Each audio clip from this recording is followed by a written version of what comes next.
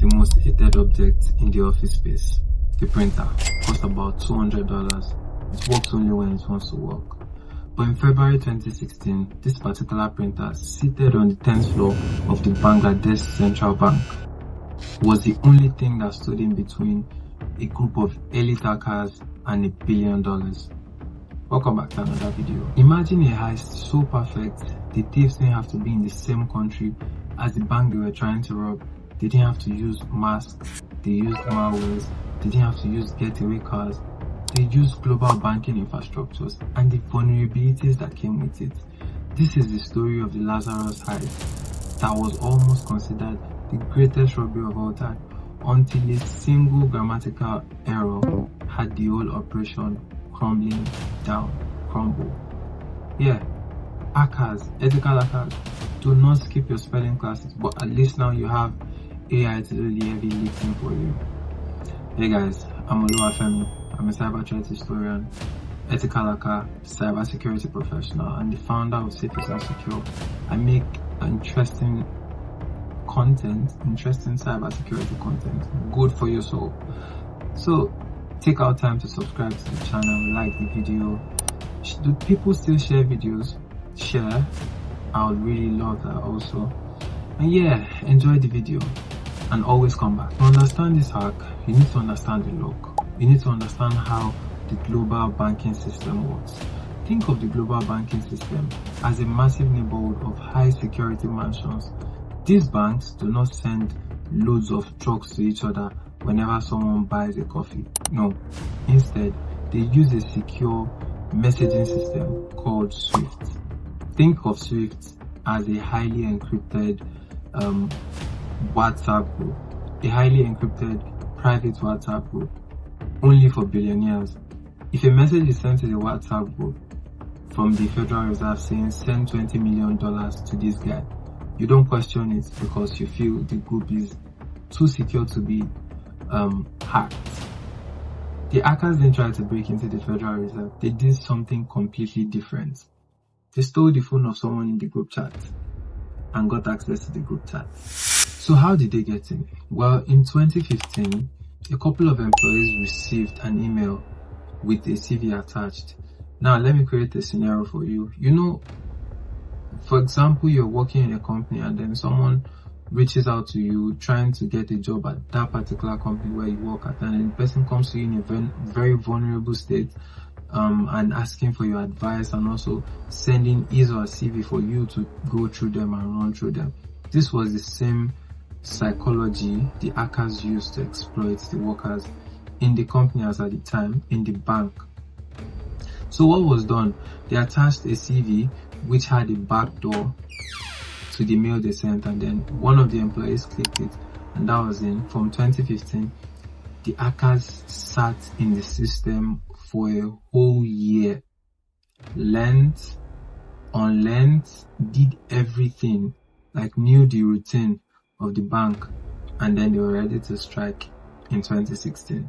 So after they've been in the network for about a year, they've watched. When we say hackers are in a network, in a company's network, it means they are seeing the day-to-day affairs of the company. They have rights, permissions, depending, but they have rights, and they can escalate depending on who they get access to get into the network.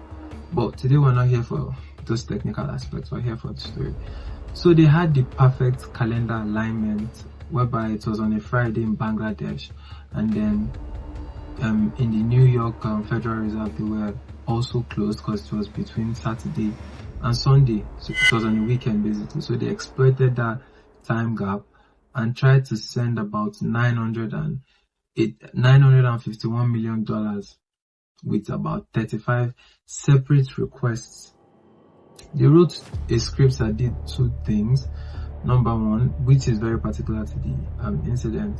Number one, to stop the printer we spoke about earlier, from printing logs. And number two, to make sure that all the withdrawal messages are intercepted and they are not sent. Now, where did they make a mistake? After moving about $81 million successfully to a casino in the Philippines. They tried moving about $20 million to a non-profit organization in Sri Lanka, and here is where their typo caught up with them. The hacker typed, in my words, Shalika Foundation, which is meant to be Shalika Foundation. That was the problem. So an automated system in Deutsche Bank spotted it, and then it was reviewed by a human. An automated system in Deutsche Bank actually spotted the foundation typo, right? And then it was concluded that that foundation wasn't a word, and it had to be looked at by a human. It has to be reviewed by a human. And at this same time, a technician was already fixing the printer that had an issue that the hackers jammed remotely. Like, imagine hackers jamming a printer from another country.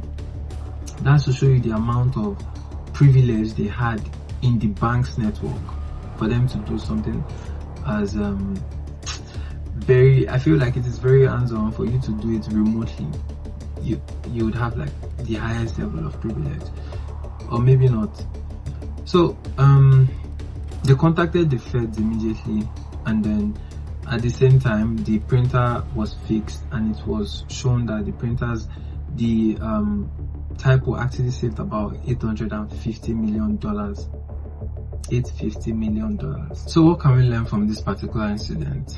Firstly, as cybersecurity professionals, you should understand that network segmentation is the best way to go. If the bank had its general office internet separated from the SWIFT network, all this wouldn't have happened, because the hackers wouldn't have been able to laterally move from.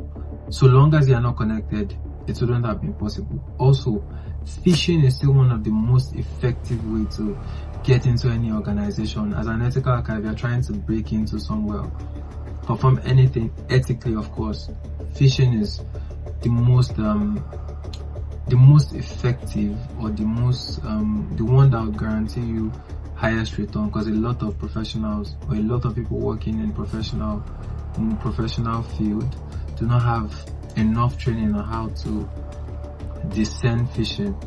Basically, Lazarus group actually disappeared, and then the $81 million was laundered through the casino, and it remains one of the most daring heists ever attempted in the history of man, or in the history of the cyber game. So yeah, if you found this video helpful, drop a like on the video, comment. Would love to hear what you feel about this in the chat. And yeah, because it is safe doesn't mean it is secure. See you on the next video. Take care. Bye bye.